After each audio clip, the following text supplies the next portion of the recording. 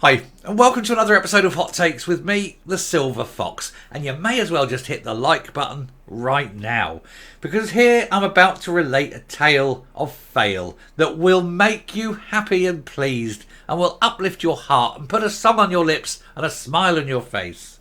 Because this is, as we know, the 90th anniversary of the SNP.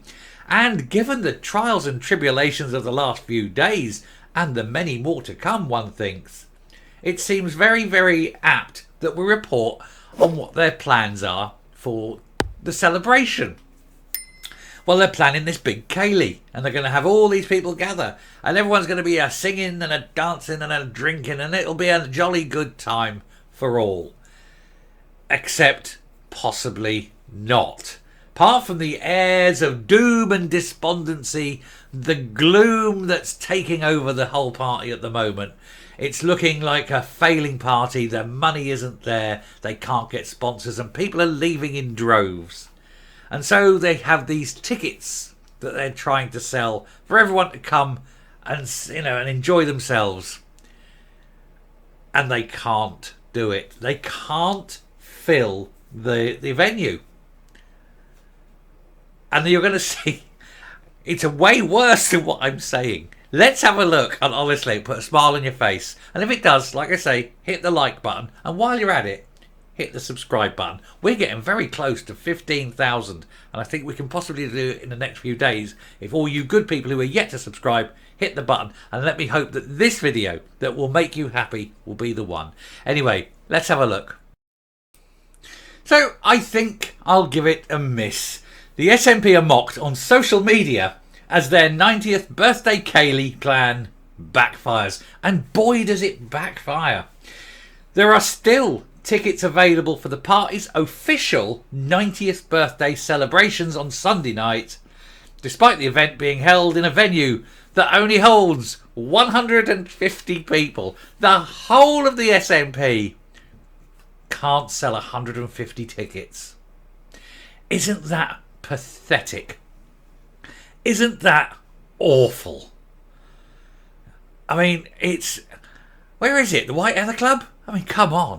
150 tickets and they can't sell them. But it's not surprising. And it's not as though you're going to have any guests of honour, is it? Sturgeon is definitely not going to be turning up. She'll be keeping her head down. Murrell, never going to see him again. He's not even a member of the SNP anymore. He's gone he's probably beating the retreat. Beating himself. None of them want to be there. None of them want to come out and put their heads above the parapet and give them what's going on. Not only from the press, but from their own side. People in the hall will be going, "Oh, what the hell are you doing? You're destroying the party." It's cracking, isn't it? 150 places. And they couldn't sell the tickets for the 90th birthday bash. What a pathetic losers they are. The cash-strapped SNP's 90th anniversary celebrations have been mocked by former Nationalist Council group leader and dozens of critics on social media, and it will continue. Here we go. The Scottish National Party was founded on April 7th, 1934 through the merger of the left-wing National Party of Scotland and the right-of-centre Scottish Party, which supported Home Rule within the Empire. I can almost hear doon, doon, doon, doon, doon, doon. Anyway, not our empire. The joint presidents were Scottish Labour Party founder Robert Cunningham Graham and James Graham, 6th Duke of Montrose. A lot of Grahams. Although current SNP leader Humza issued a press release on the 7th of April, the official celebrations will be held at Glasgow University Union on Sunday, April the 21st. Advertising the members-only Cèilidh on the party's website, the SNP said, "Kilts encouraged, bring your dancing shoes." Well, I think it would be worth going just to be able to take the mickey. Bring your dancing shoes, like anyone's going to be sitting there doing hopscotch over the old crossed swords, are they? Touch of the gay Gordons and things happen. Anyway, Brian Lawson, former SNP group leader on Renfrewshire Council, wrote an open letter criticising the current state of the party. Not the only one criticising it, is he? He said the SNP was 90 years old on the 7th of April, founded in 1934, around the same time as the National Socialists in Germany were becoming very, very popular. He said it has sadly not yet achieved its principal aim in those 90 years. 90 years and still failing. What does that tell you?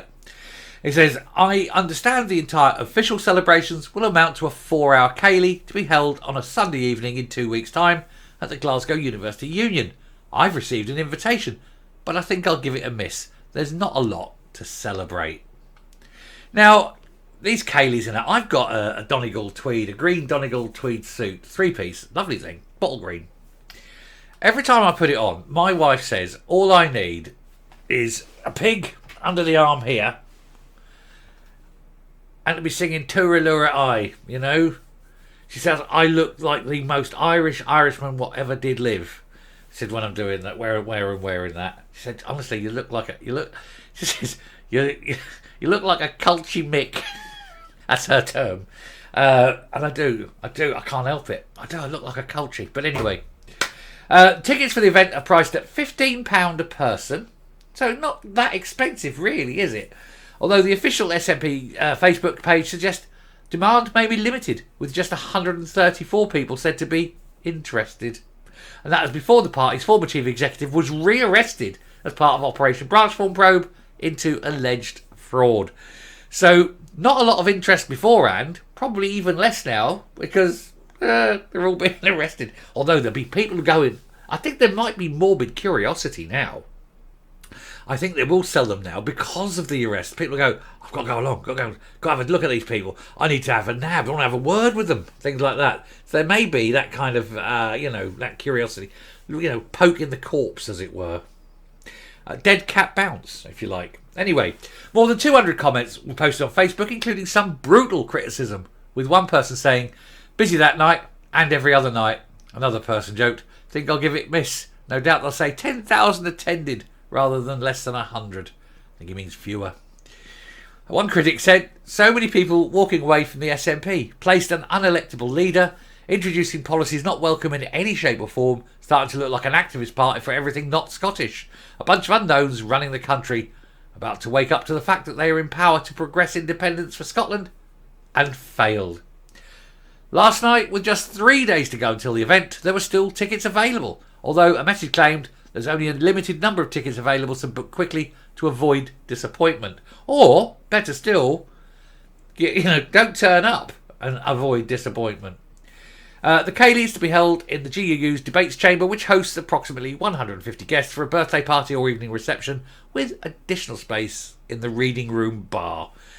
They won't be needing the additional space, I suspect. Nobody's going to turn up to look at a bunch of losers whirling around, sipping whiskey, unless you're Humza Yousaf, and looking glum as they realise that the future is not quite as rosy as they think. What an empty room it's going to be. What a lot of joy in my heart that brings. Anyway, we'll round off, we'll come up, we'll finish the video. So there you go, 90 years and they can't fill a small venue. Is it any wonder the SNP is dying on its arse?